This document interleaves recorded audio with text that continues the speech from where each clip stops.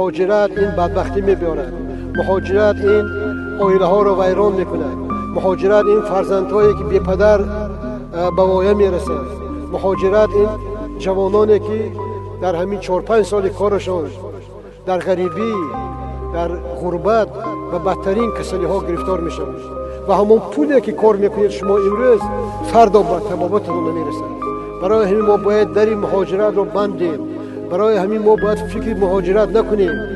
باید که مهاجر رحمان شود، باید مهاجر رستم شود، باید مهاجر تهمینه شود، باید مهاجر حسن سعدالله شود، باید مهاجر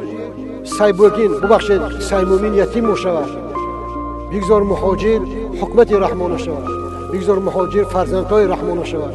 من آرزو میکنم که همراه کودکانش در جنگل روسیه کار کنند، نه شما. تاجیکستان وطن این بی‌وطنا، وطن این کثیفان است. تاجیکستان وطن ما و شما است. ما باید تاجیکستان را از این توده اوباش، از این خونتا، از این تروریستان، از این قاتلان، از این بدکرداران، بدگوهران، بدرفتاران آزاد نمایید. میگویند مهاجرت در همه دنیا هست. شما در کدام جای دنیا دیدید که نیم ملت مهاجر باشه؟ شما در کجای دنیا دیدید که ملت تاجیک مثل امروزه در یک کشور خارزار باشه؟ این کثیف تا هست شما مهاجر میشید.